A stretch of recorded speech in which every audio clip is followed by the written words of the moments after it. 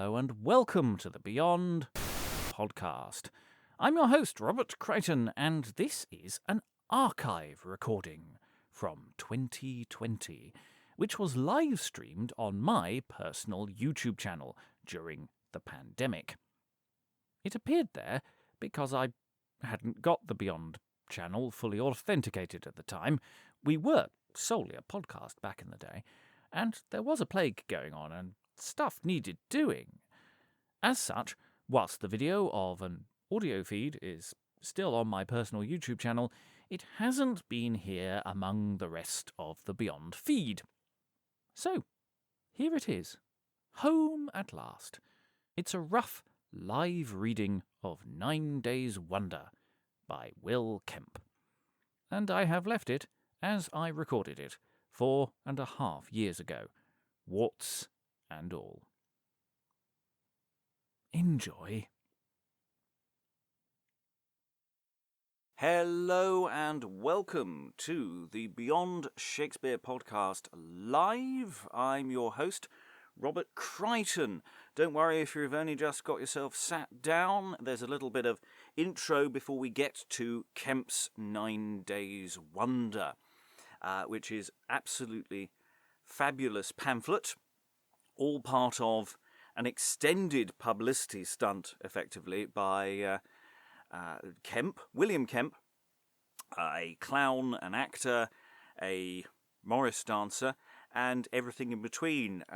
As much of a celebrity in his own lifetime as anything else. And you're going to hear a whole selection of things that he gets up to further himself, to make his trip from London to Norwich go with a bang. And also the various things that happened or allegedly happened to him. And the fact that he spends a lot of his time in this pamphlet worrying about what other people are saying about him. Let's just say, haters gonna hate. And Will Kemp has to deal with that. If you are listening along live, even if you're not, you can follow the text online. There are various different versions. There's one in the links on the side of the live stream, but also, if you don't want to follow the text, you could also follow on Google Maps, which I only literally a minute ago thought would be a rather good, fun way of doing this, because he does go through various places which are quite close to me. I live in the village of Lavenham. He doesn't go via Lavenham, but he does go very close to me. So I'm hoping that there are some local listeners to this stream who will be sort of fist pump in the air there when their town gets mentioned. Kemp would have been accompanied for his Morris with music, which sadly I don't have any access to doing any music for this live stream. It's just going to be a performance of the text. I've decided on an accent that I'm going to go for with Will Kemp.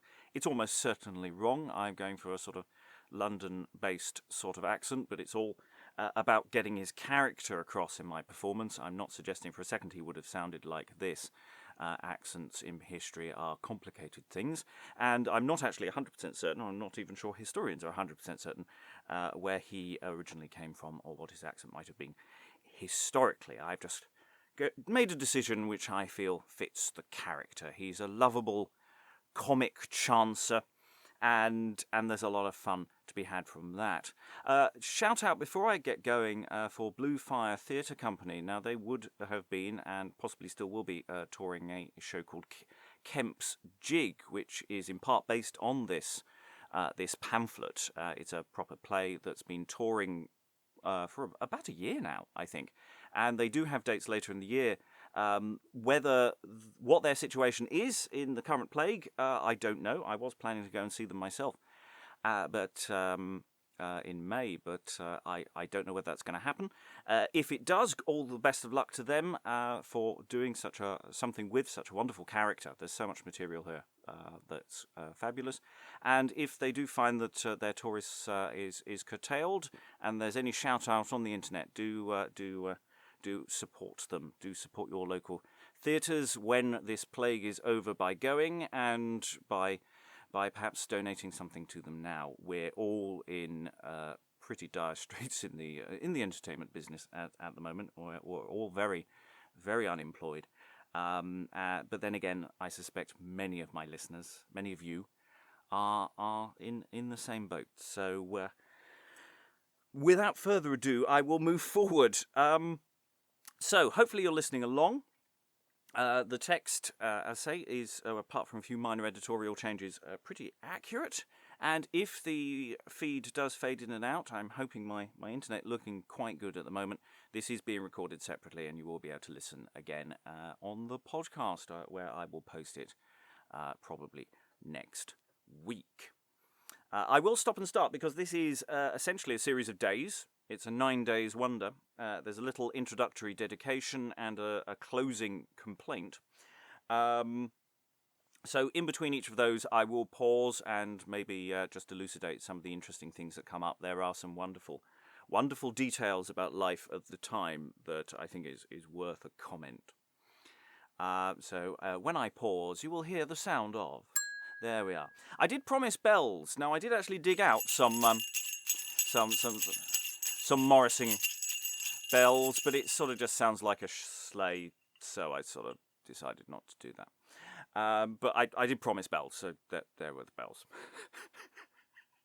Without further ado, here is Kemp's 9 Days Wonder, performed in a dance from London to Norwich, containing the pleasure, pains, and kind entertainment of William Kemp between London and that city in his late Morris, wherein is somewhat set down, worth note, to reprove the slanders spread of him, many things merry, nothing hurtful, written by himself to satisfy his friends.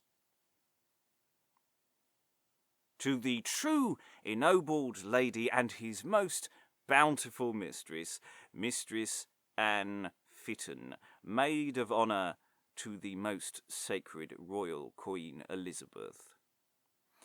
Honourable mistress, in the wane of my little wit, I am forced to desire your protection, else every ballad singer will proclaim me bankrupt of honesty. A sort of mad fellows, seeing me merrily disposed in a Morris, have so bepainted me in print since my gambols began from London to Norwich, that, having but an ill face before I shall appear to the world without a face, if your fair hand wipe not away their foul colours. One hath written Kemp's farewell to the tune of Kerry Merry Buff, another his desperate dangers in his late travail, the third his entertainment to Newmarket, which town I came never near in the length of half the heath. Some swear in a Trenchmore I have trod a good way to win the world. Many say many things that were never thought. But, in a word, your poor servant offers the truth of his progress and profit to your honourable view. Receive it, I beseech you, such as it is, rude and plain, for I know your pure judgment looks as soon to hear smooth speech from a stammerer as to find anything but blunt mirth in a Morris dancer, especially such a one as Will Kemp, that has spent his life in mad jigs and merry jests. 3 reasons move me to make public this journey. 1, to reprove lying fools I never knew.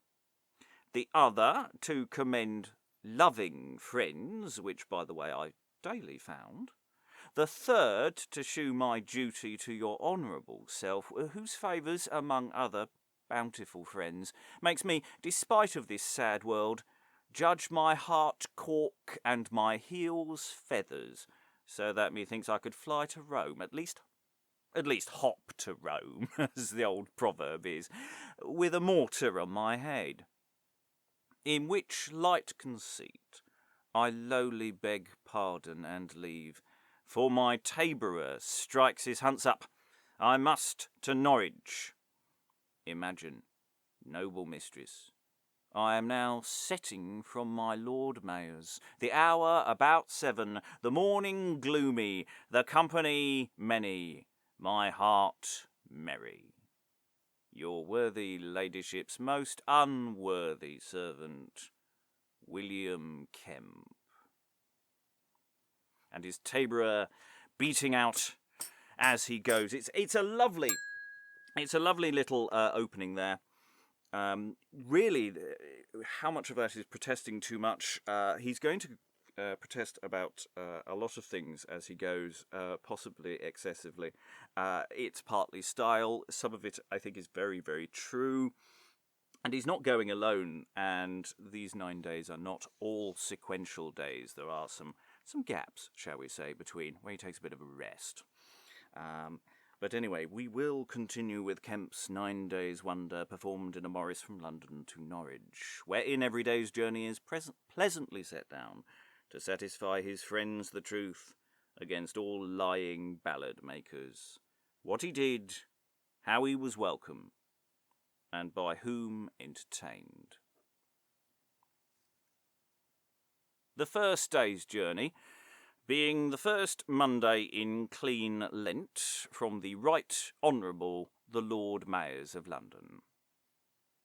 The first Monday in Lent, the close morning, promising a clear day, attended on by Thomas Sly, my tabourer, William B., my servant, and George Spratt, appointed for my overseer, that I should take no other ease but my prescribed order, myself, that's I, otherwise called Cavalerio Kemp, head master of Morris dancers, high headborough of Hayes, and only tricker of your trill lilies and best bell shangles between Sion and Mount Surrey, began frolically to foot it, from the Right Honourable the Lord Mayors of London towards the Right Worshipful and truly bountiful Master Mayors of Norwich.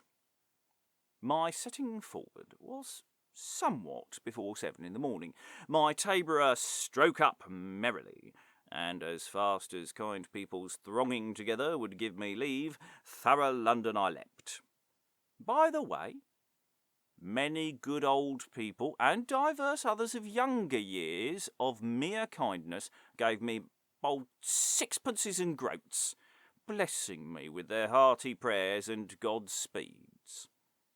Being past Whitechapel, and having left fair London with all that north-east suburb before named, multitudes of Londoners left not me, but either to keep a custom, which many hold, that Mile End is no walk without a recreation at Stratford Bow with cream and cakes, or else for love they bear toward me, or perhaps to make themselves merry. If I should chance, as many thought, to give over my Morris within a mile of Mile End. However, many a thousand brought me to Bow, where I rested a while from dancing, but had small rest with those that would have urged me to drinking. But I warrant you, Will Kemp was wise enough. To their full cups kind thanks was my return, with gentlemanlike protestations, as truly, sir, I dare not. It stands not with the congruity of my health. Congruity, said I. How came that strange language in my mouth? I think scarcely that it is any Christian word, and yet it may be a good word for aught I know, though I never made it, nor do very well understand it, yet I am sure I have bought it at the wordmonger's at as dear a rate as I could have had a whole 100 of Babbins at the woodmonger's. Farewell congruity, for I mean now to be more concise, and stand upon even a basis, but I must neither stand nor sit. The tabourer strikes alarum. Tickle it, good Tom, I'll follow thee. Farewell, Bow, have over the bridge, where I heard say honest conscience was once drowned. It's pity if it was so, but that's no matter belonging to our Morris. Let's now along to Stratford Langton. Many good fellows being there met, and knowing how well I love the sport, had prepared a bear baiting. But so unreasonable were the multitudes of people that I could only hear the bear roar and the dogs howl.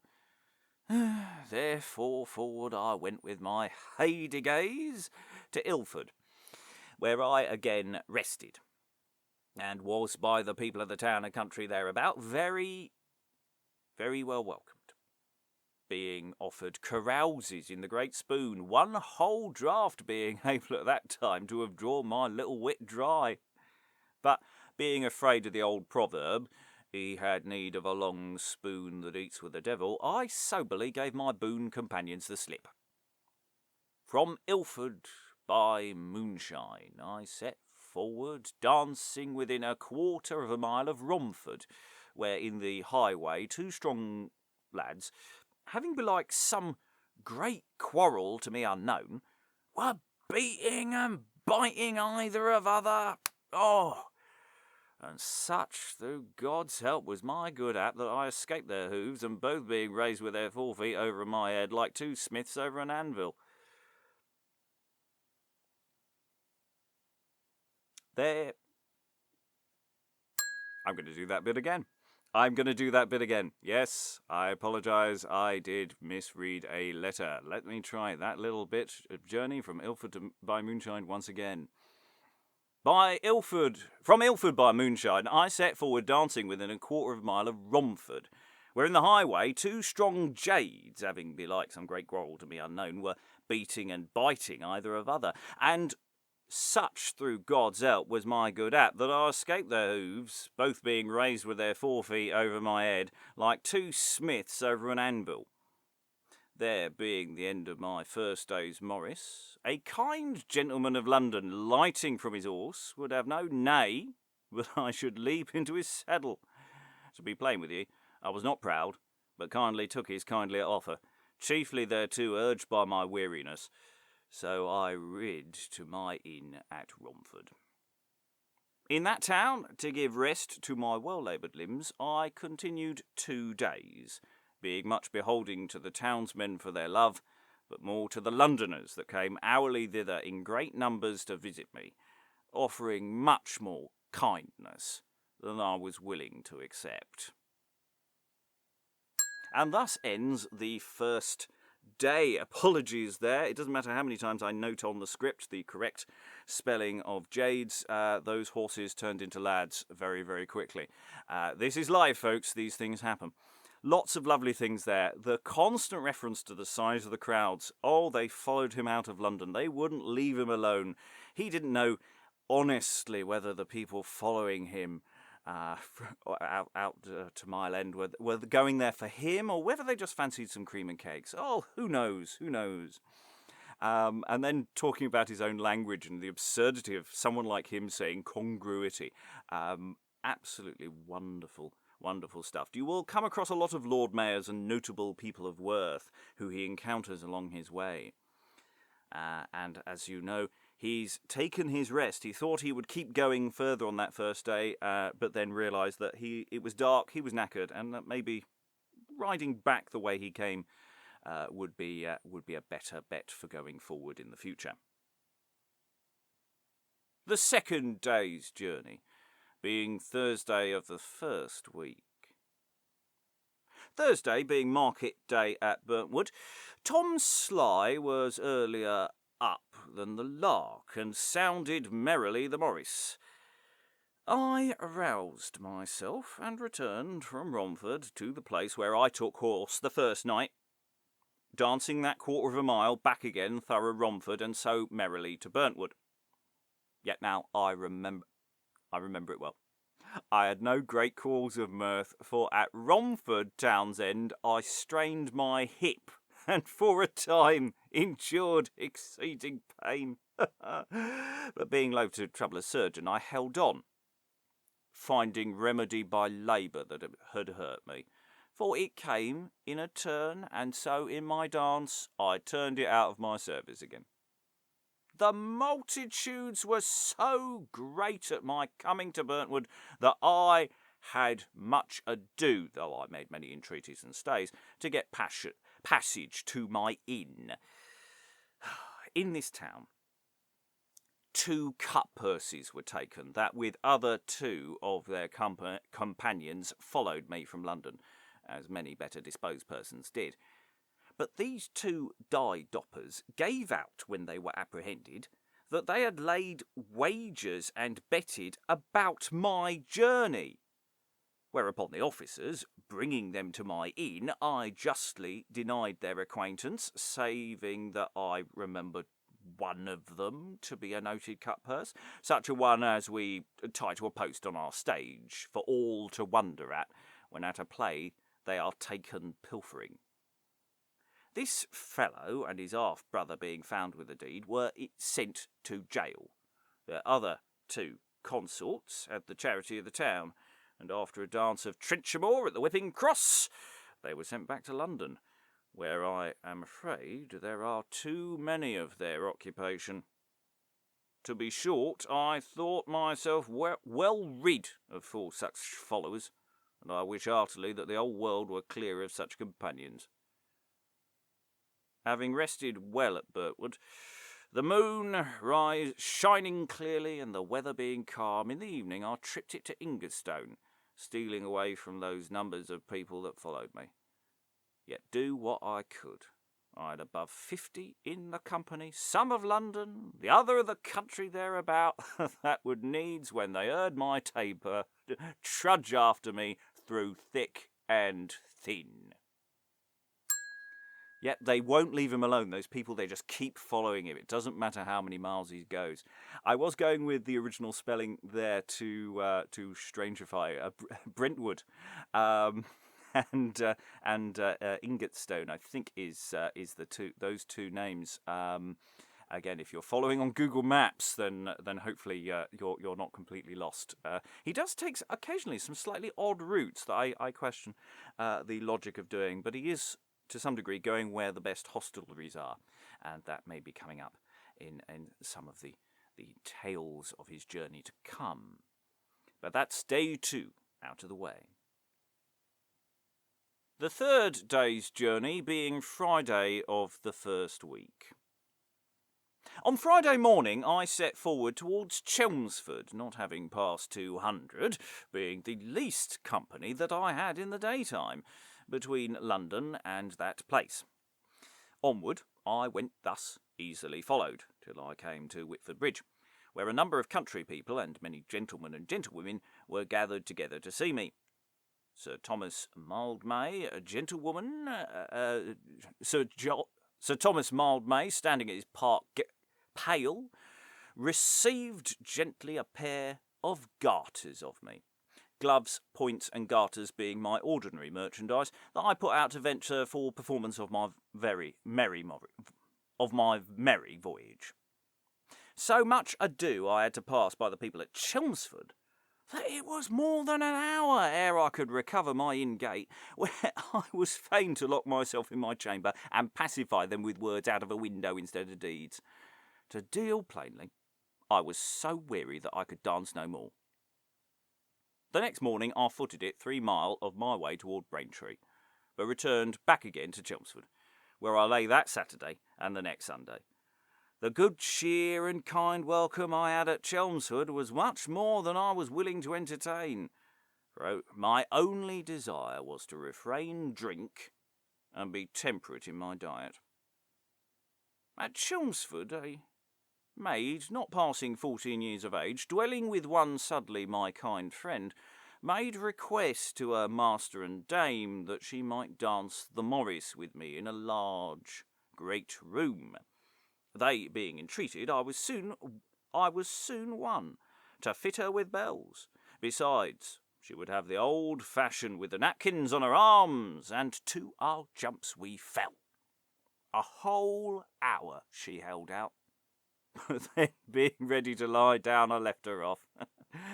But thus much in her praise I would have challenged the strongest man in Chelmsford, and amongst many I think few would have done so much.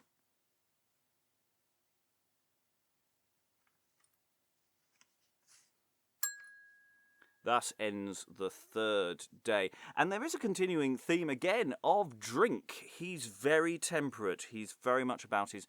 One suggests that possibly he had a reputation for drinking that he was trying to undercut. I don't know whether that's true or not. But the challenge of the maid is something that will come up, as there's a lot of enterprising dancers out there. And certainly he may have been over-enthusiastic with some of his Morris in those first few days, because he's clearly feeling the pain of it. And maybe at this almost midway point, he's starting to regret things. But that was the end of the third day. The fourth day's journey being Monday of the second week.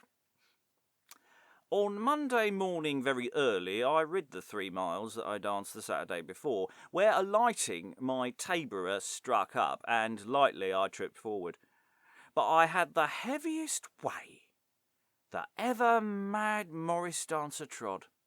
Yet, with hay and hoe through thick and thin, the hobby horse quite forgotten, I followed as I did begin, although the way were rotten.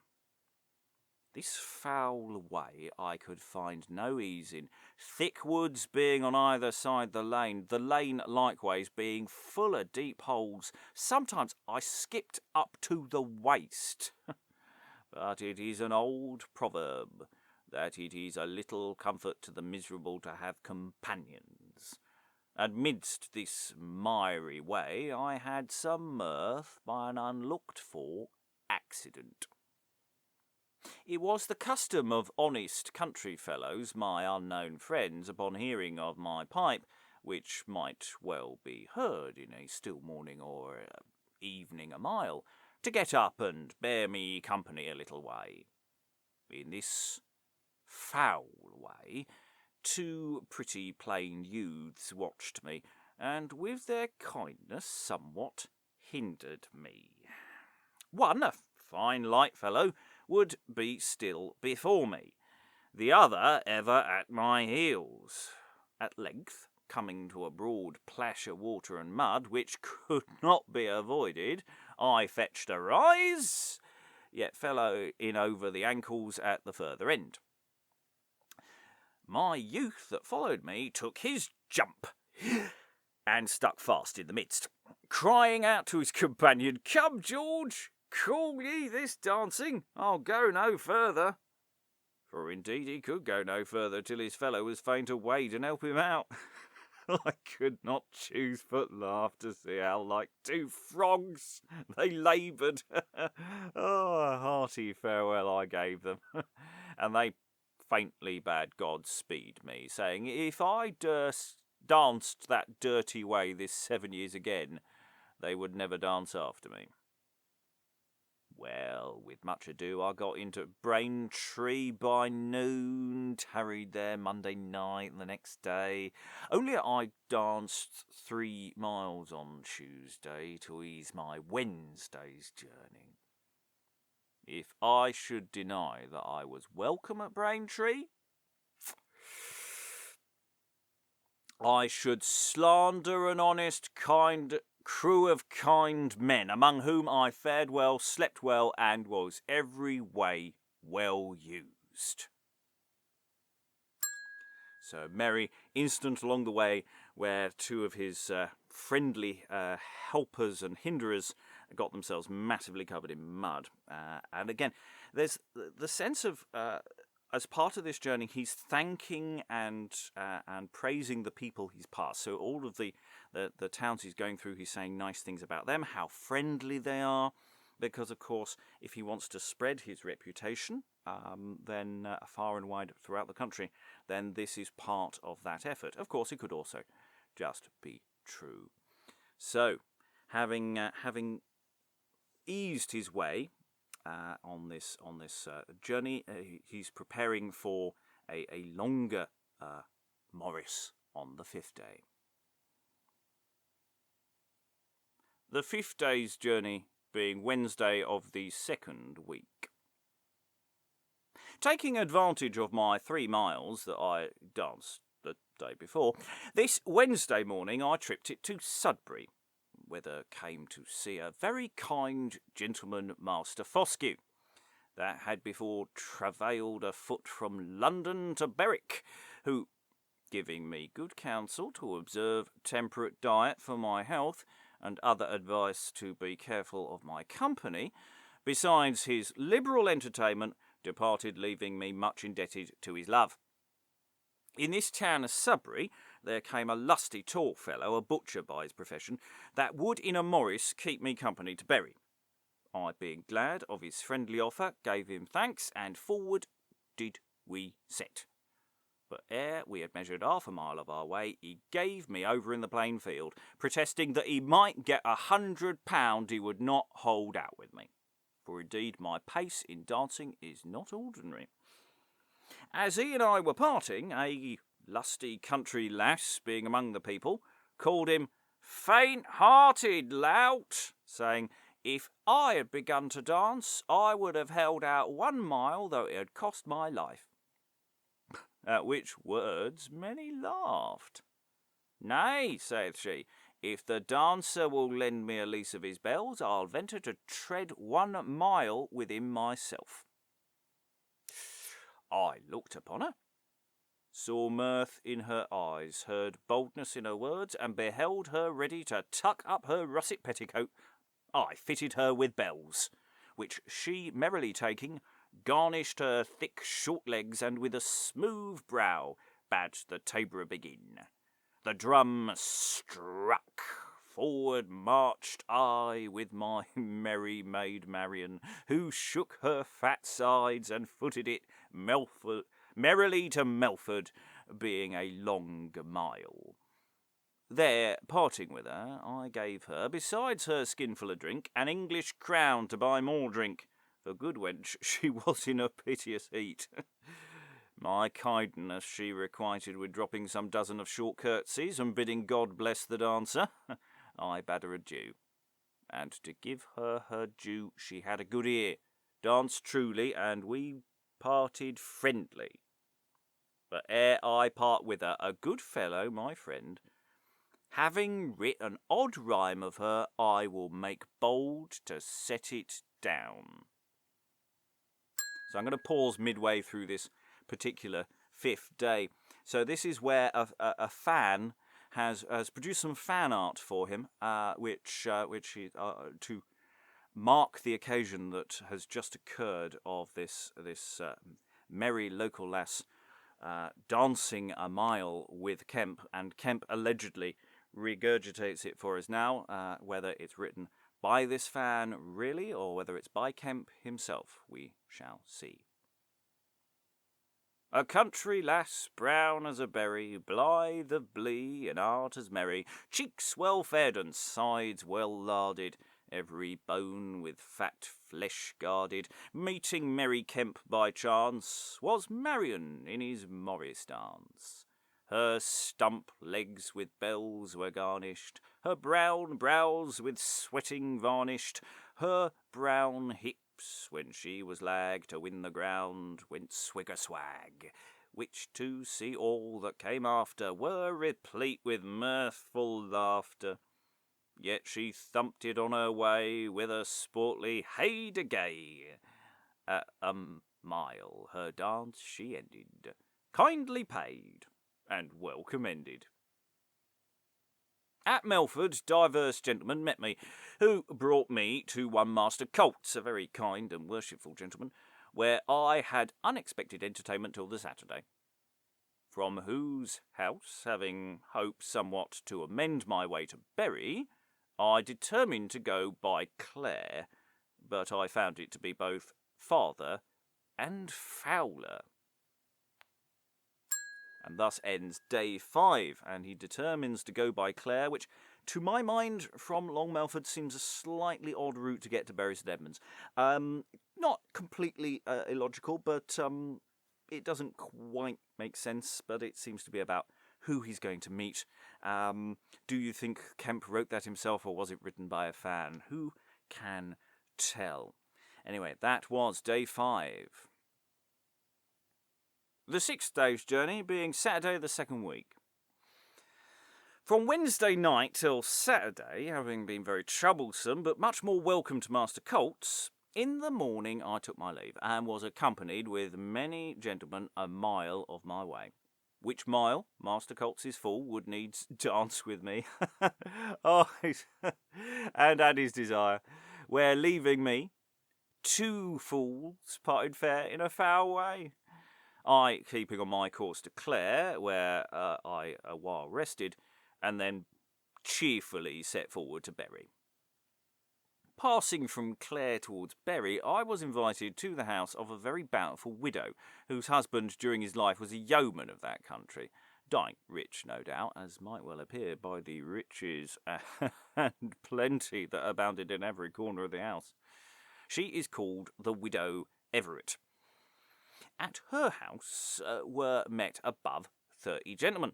Such and so plentiful variety of good fare I have very seldom seen in any commoner's house. Her behaviour being very modest and friendly, arguing her bringing up not to be rude.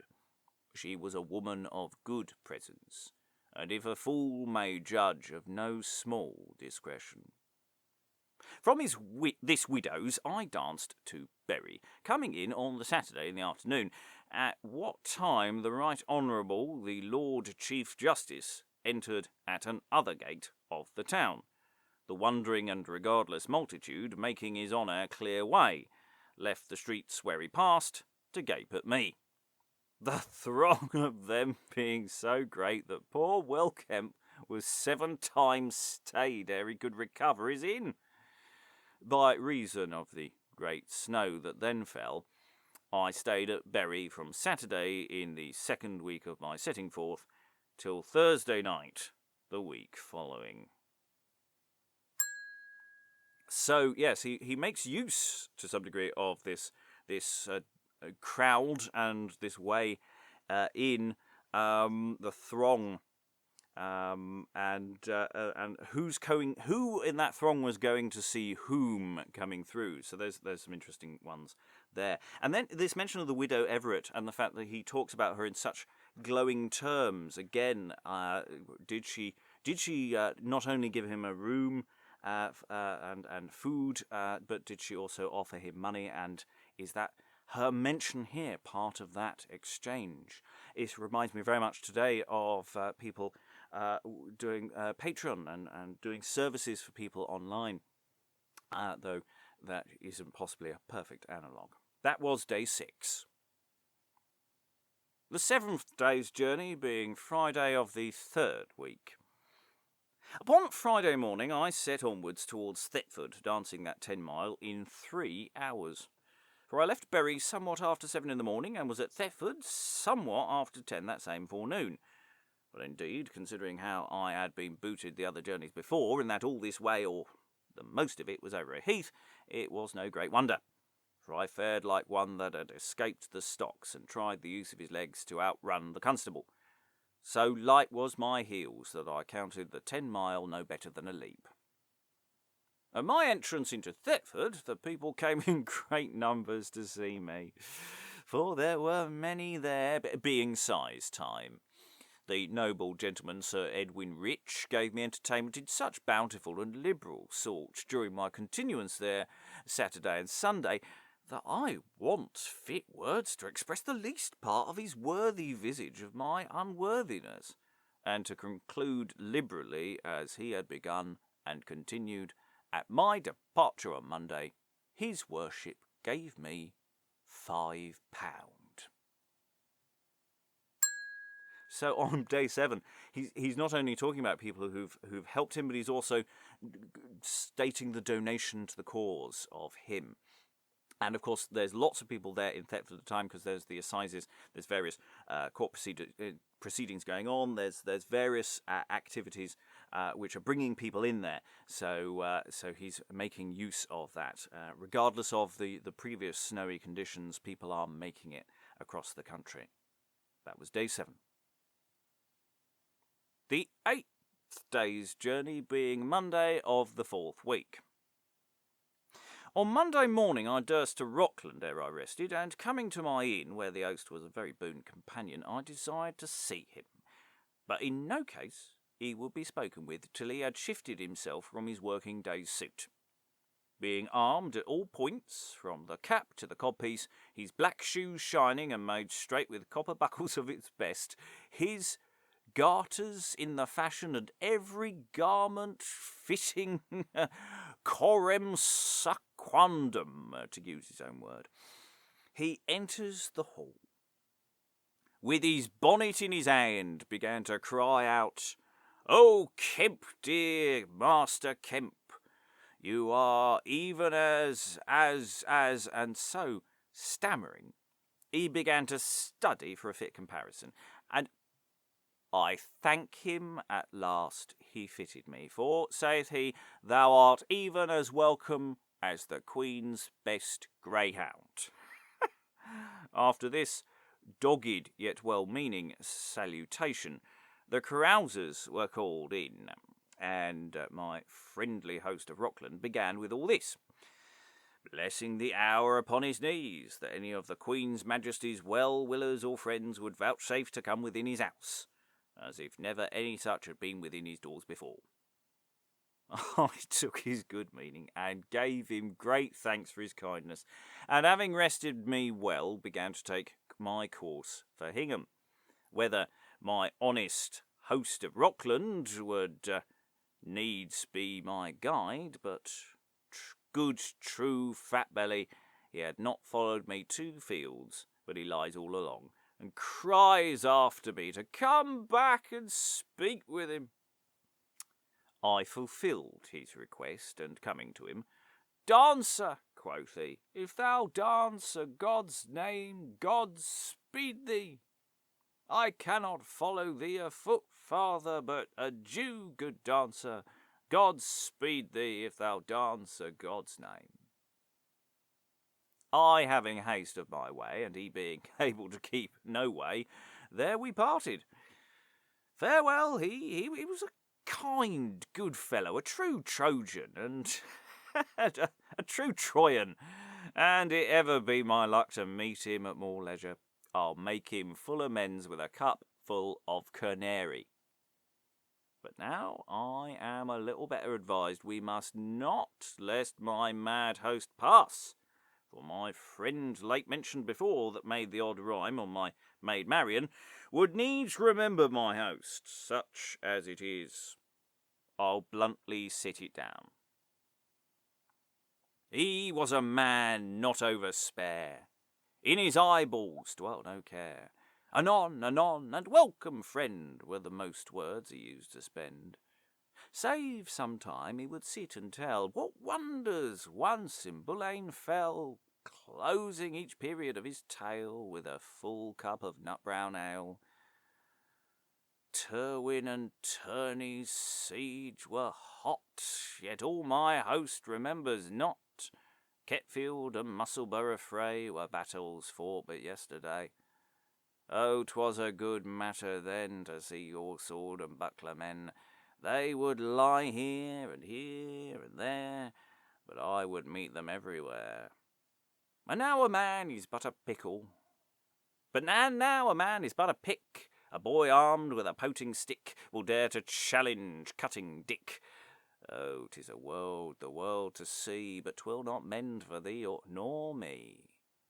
By this some guest cries, "Ho, the house! A fresh friend hath a fresh carouse." Still he will drink and still be dry, and quaff with every company. St. Martin send him merry mates to enter at his hostry gates. For a blither lad than he cannot an innkeeper be. Well, once again, farewell mine host at Rockland. After all these farewells, I am sure, to Hingham I found a foul way, as I had done from Thetford to Rockland. Yet, besides the deep way, I was much hindered by the desire people had to see me. For even as our shopkeepers will hail and pull a man with "Lack ye?" and "What do you lack, gentlemen?" my ware is best, cries one. "Mine best in England," says another. "Here shall you have choose," saith the third. So I was So was the diverse forces of the young men and maidens which I should meet at every mile's end, thronging by 20 and sometimes 40, a hundredths in a company, one crying the farthest way was thorough their village, another, this is the nearest and fairest way, when you have passed but a mile and a half, and another sort cried, turn on the left hand, some on the right hand. I was so amazed, I knew not sometime which way I might best take, but haphazard, the people still accompanying me, with a wit that I was much comforted, though the ways were bad. But, as I said before, at last I overtook it. So yes, the people once again being hinderers rather than helpers, constantly calling alternative directions. And it's not like there are the kind of maps we have today. He doesn't necessarily know what is the best route or how good the signposts are. He is in part dependent on people telling him how to get to places. And once again we have this alleged pen portrait of someone that he encountered along the way, which has been reiterated there. Whether we believe it is true or not, again, is entirely up to you. And now, the final day. The 9 days' journey being Wednesday of the 4th week. The next morning I left Ingham, not staying till I came to Barford Bridge, 5 young men running all the way with me, for otherwise my pace was not for footmen. From Barford Bridge I danced to Norwich, but coming within the sight of the city, perceiving so great a multitude and throng of people still crowding more and more about me, mistrusting it would be a let to my determined expedition and pleasurable humour, which I long before conceived to delight this city with, so far as my best skill and industry of my long-travelled sinews could afford them, I was advised, and so took ease by that advice, to stay my Morris a little above St. Giles' Gate, his gate, where I took my gelding and so rid into the city, procrastinating my merry Morris dance through the city till better opportunity. Being come into the city, Master Roger Willer the Mayor and sundry other of his worshipful brethren sent for me, who, perceiving how I intended not to dance into the city that night, and being well satisfied with the reasons, they allotted me time enough not to dance in till Saturday after, to the end that divers knights and gentlemen, together with their wives and children, who had been many days before deceived with expectation of my coming, might now have sufficient warning, accordingly, by Saturday following. In the mean space, and during my still continuance in the city afterwards, they not only very courteously offered to bear mine own charges and my followers, but very bountifully performed it at the common charges. The mayor and many of the aldermen oftentimes, besides, invited us privately to their several houses. To make a short end of this tedious description of my entertainment, Saturday no sooner came, but I returned without the city through St. Giles' his gate, and began my Morris where I left at that gate, but I entered in at St. Stephen's Gate, where one Thomas Gilbert, in name of all the rest of the citizens, gave me a friendly and exceeding kind welcome, which I have no reason to omit, unless I would condemn myself of ingratitude, partly for the private affection of the writer towards me, as also for the general love and favour I found in them, from the highest to the lowest, the richest as the poorest. It follows in these few lines. Master Kemp, his welcome to Norwich. With heart and hand among the rest, especially you welcome are. Long looked for as welcome guest, come now at last, you be from far. Of many within the city shore, many good wishes you have had.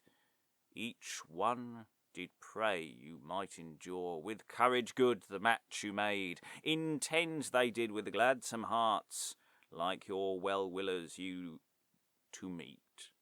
Know you also they'll do their parts, either in field or house to greet, more you than any with you came. procured thereto with trump and fame. Your well-willer, T.G.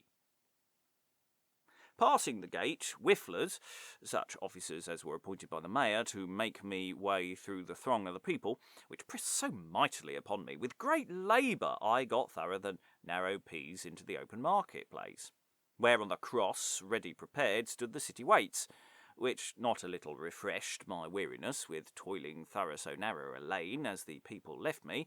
Such waits, under benedicti it be it spoken, few cities in our realm have the like. None better. Who, besides their excellency in wind instruments, their rare cunning on the viol and violin, their voices be admirable, every one of them, able to serve in any cathedral church in Christendom for quiet choristers.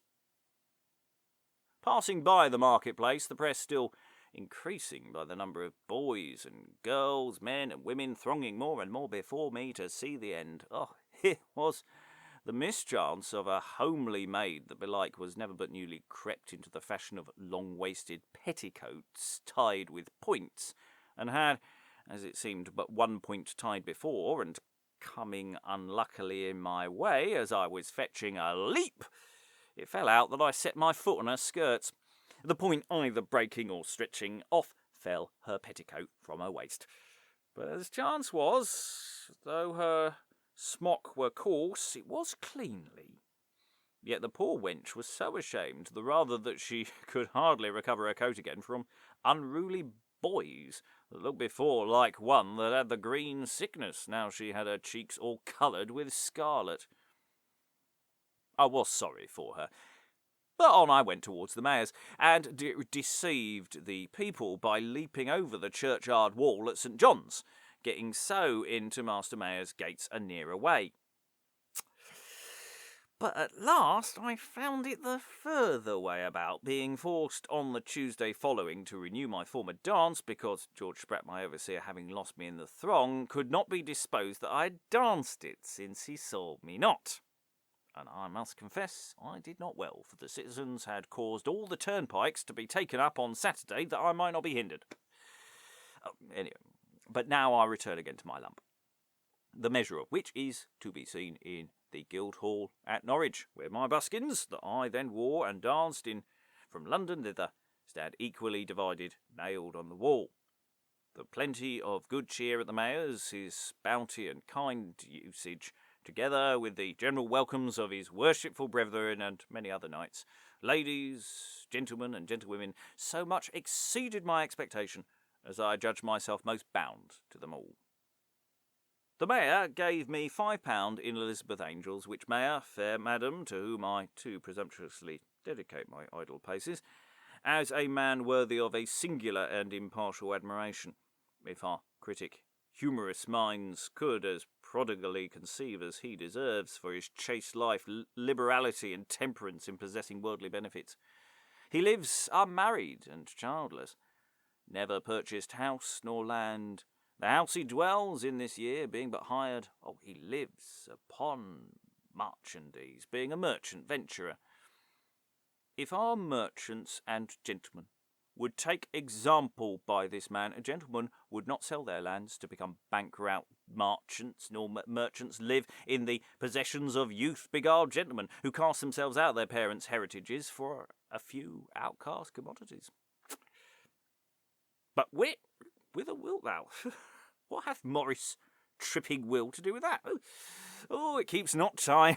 That is dance. Therefore, room you moral precepts, give my legs leave to end my Morris, or, that being ended, my hands leave to perfect this worthless, poor, tottered volume.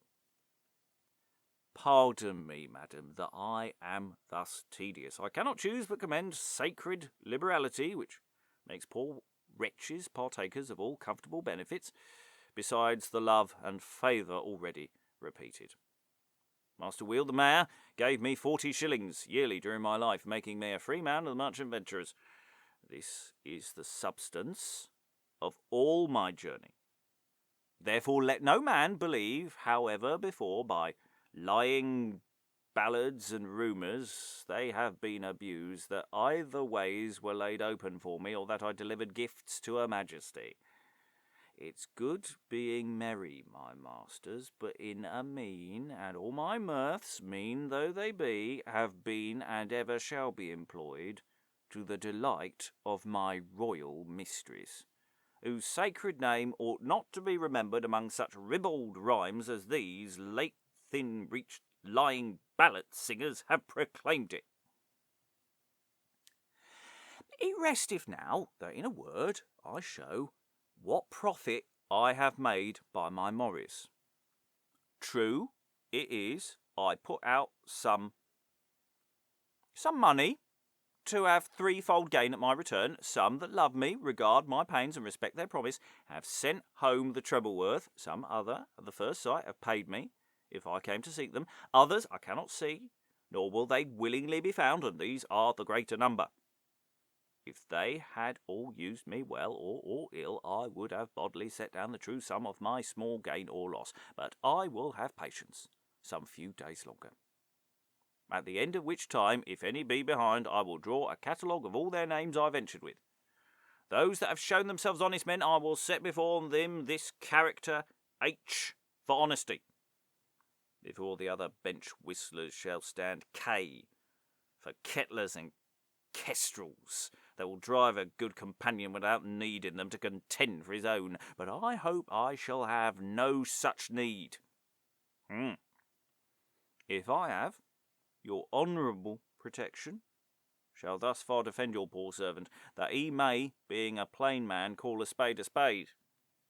Thus, fearing your ladyship is wearier with reading this toy than I was in all my merry travel, I crave pardon, and conclude this first pamphlet that ever Will Kemp offered to the press, being thereunto pressed on the one side by the pitiful papers pasted on every post of that which was neither so nor so, and on the other side urged thereto in duty to express with thankfulness the kind entertainment I found.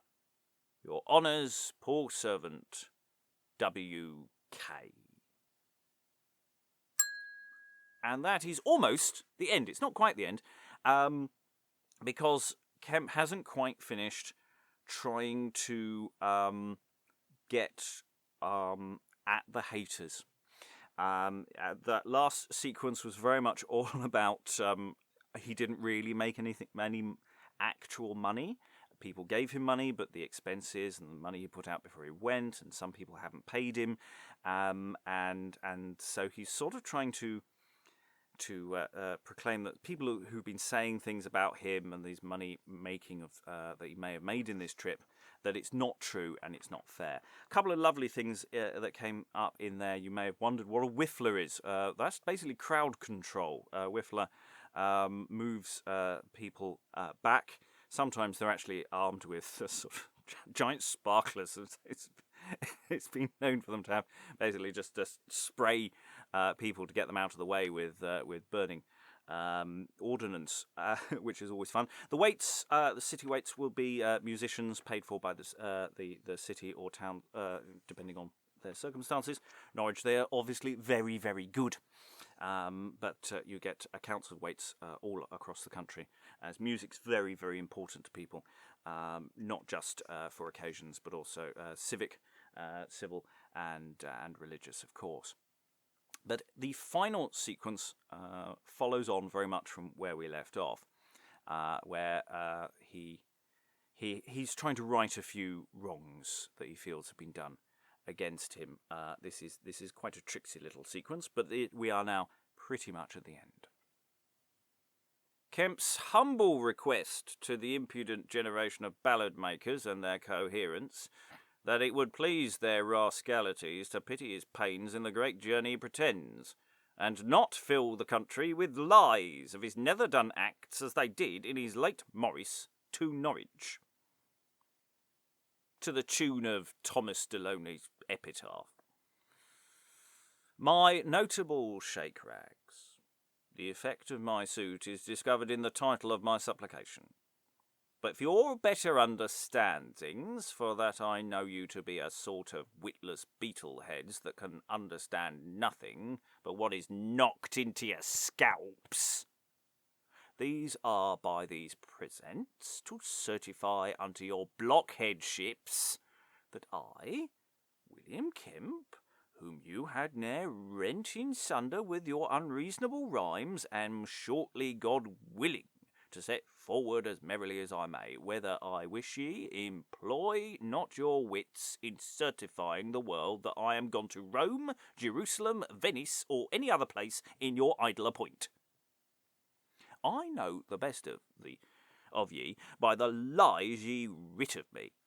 Got not the price of a good hat to cover your brainless heads. If any of ye had come to me, my bounty should have exceeded the best of your good masters, the ballad buyers. I would have apparelled your dry pates in party-coloured bonnets, and bestowed a lease of my cast bells to have crowned ye with coxcombs. I have made a privy search what private lingmonger of your jolly number hath been the author of these abominable ballads written of me. I was told it was the great ballad maker T.D. alias Thomas Delaunay, chronicler of the memorable lives of the 6 yeomen of the West, Lack of Newbury, the gentle craft, and such like honest men, omitted by Stowe, Hollingshed, Grafton Hall, and the rest of those well-deserving writers. But I was given since to understand your late General Thomas died poorly, as ye all must do, and was honestly buried, which is much to be doubted of some of you.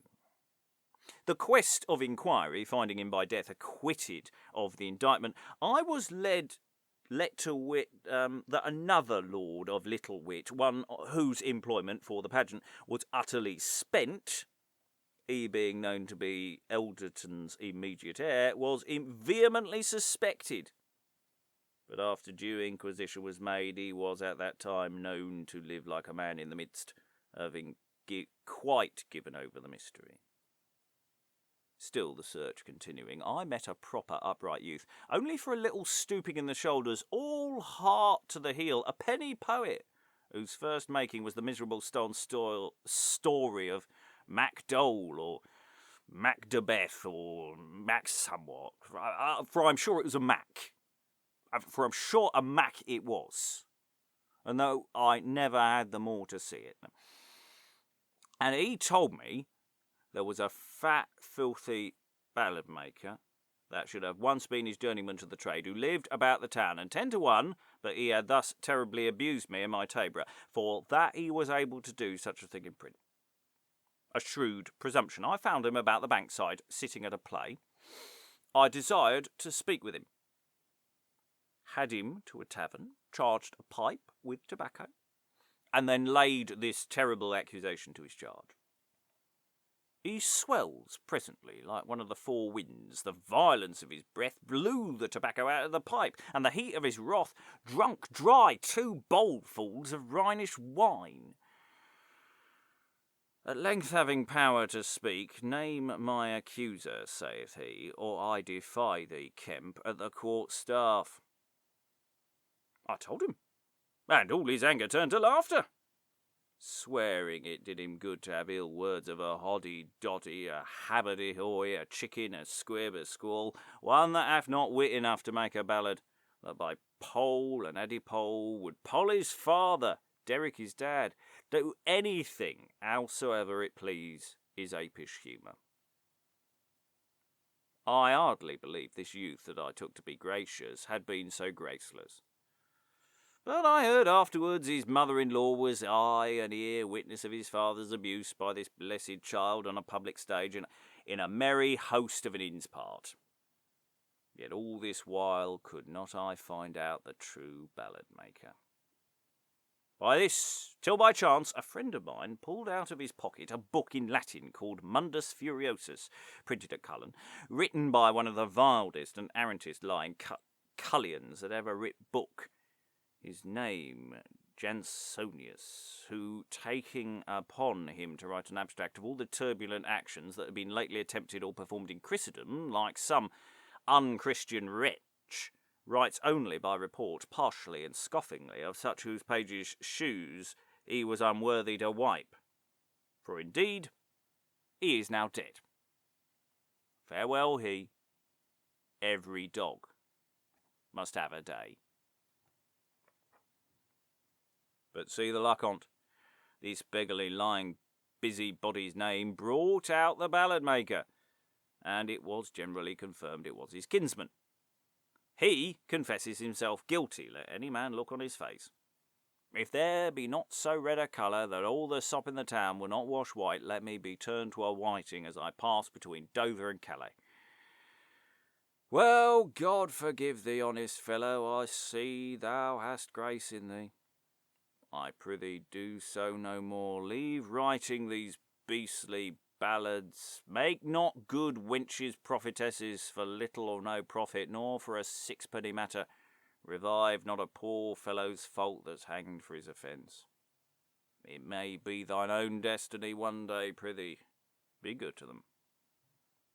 Call up thine old Melpomene, whose strawberry quill may write the bloody lines of the Blue Lady and the Prince of the Burning Crown. A better subject, I can tell ye, than your Knight of the Red Cross. So, farewell, and cross me no more, I prithee, with thy rabble of bald rhymes, lest at my return I set a cross on thy forehead, that all men may know thee for a fool. William Kemp.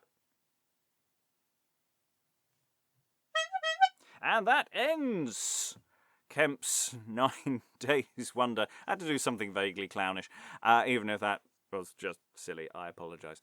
So yes, something of a rambling tale full of what feels like lots of theatre gossip and crossovers and jokes and callbacks and getting at people that need a bit of time to unpack. So if you got a little lost in there, that's fine. You get the energy of it all, of this hunt for the ballad writer who wrote terrible things about him, and the futility of that journey. So that's a lovely little portrait into the world of a jobbing actor, clown, performer in the turn of the 16th into the 17th century. And that's it for this live stream.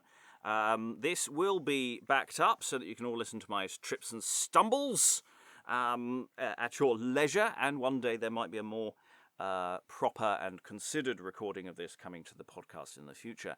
Thank you very much for listening. If you have been listening, if you haven't been listening, then that's a shame. You're not hearing any of this. And I hope I'll see you on Twitter at Beyond Shakes or on any of our outlets. We are the Beyond Shakespeare Podcast live.